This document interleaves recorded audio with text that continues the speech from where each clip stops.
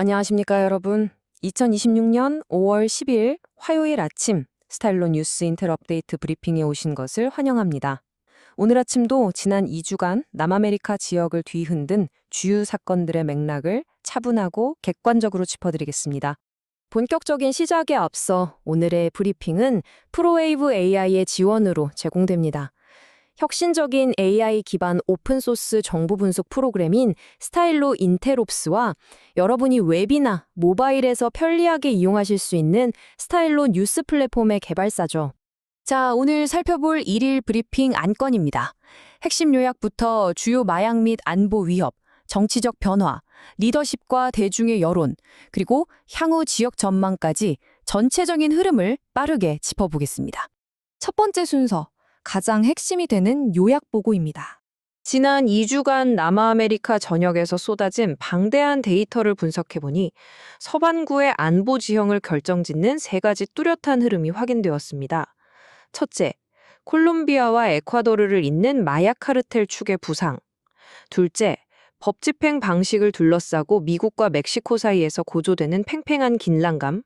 그리고 마지막으로 지정학적 우위를 차지하기 위한 각국의 핵심 광물 확보 전략의 가속화입니다.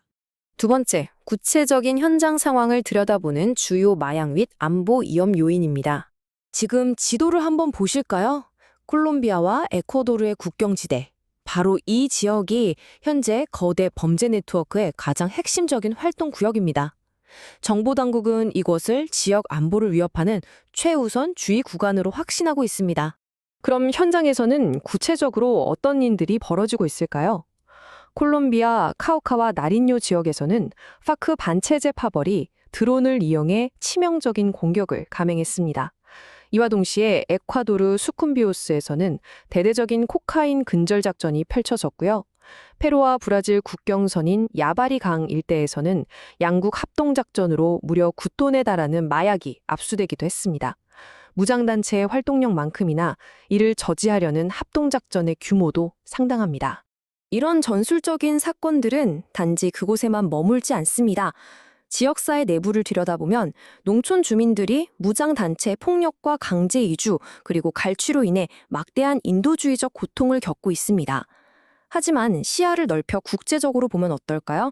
마약 단속 작전에 나선 미국 인력들의 안전이 직접적으로 위협받고 있고 해상을 통한 끊임없는 코카인 밀반입은 글로벌 안보망 전체를 흔들고 있습니다. 결코 그들만의 문제가 아니라는 뜻이죠. 세 번째 안건, 안보 문제를 넘어 지정학적 체스판 위에서 벌어지는 정치 및 전략적 변화입니다. 이제 무대는 거대한 체스판과 같습니다. 글로벌 강대국들의 영향력이 남아메리카 대륙 구석구석으로 깊숙이 침투해 있죠.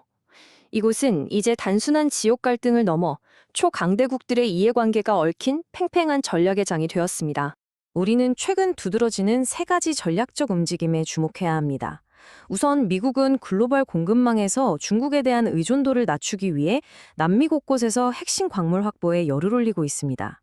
이 와중에 페루의 F-16 전투기 도입 문제를 두고 미국과 중국 간의 외교적 마찰이 수면 위로 표출되기도 했죠. 한편 베네수엘라는 국제 투자를 다시 끌어모으기 위해 경제 재개방 신호를 강하게 보내고 있습니다. 각국의 셈법이 그 어느 때보다 치열합니다. 네 번째 안건, 관점을 바꿔서 리더십과 대중의 여론을 살펴보겠습니다. 이토록 복잡한 상황 속에서 각국 리더들은 어떤 해법을 제시하고 있을까요? 입장이 아주 극명하게 갈립니다.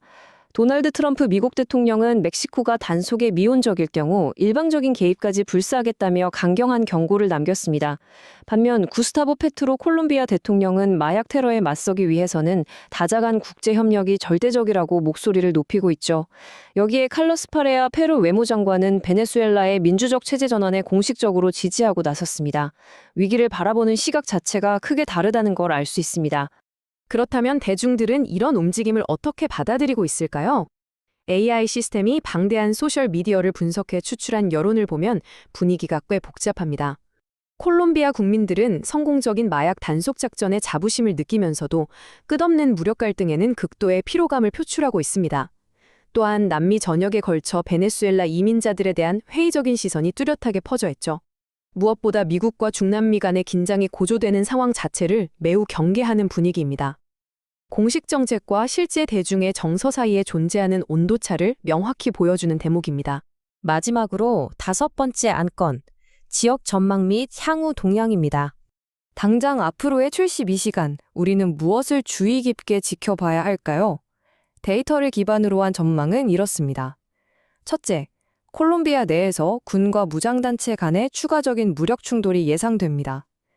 둘째, 에콰도르 전역에 걸친 고강도 마약 단속 작전은 계속 이어질 것입니다.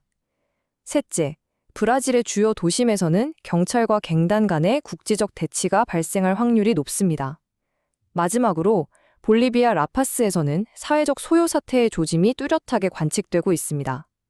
당분간은 긴장의 끈을 늦출 수 없을 것으로 보입니다. 자, 오늘 아침 준비한 정보 브리핑은 여기까지입니다. 초강대국들의 치열한 자원 확보 경쟁과 끊임없이 벌어지는 국지적 무력 충돌 속에서 과연 남아메리카는 안정을 되찾을 수 있을까요? 아니면 더 거대한 글로벌 대리전의 소용돌이 속으로 빠져들게 될까요? 지난 2주간의 사건들을 다룬 더 깊이 있는 한층 오디오 해설을 원하신다면 지금 바로 본 게시물에 첨부된 링크를 통해 전체 해설을 확인해 보시기 바랍니다. 또한 stylonnews.com을 방문하시면 방금 보신 것과 같은 AI 기반의 맞춤형 심층 뉴스를 언제든 만나보실 수 있습니다. 아침 브리핑에 함께해 주신 여러분 대단히 감사합니다. 활기찬 하루 보내십시오.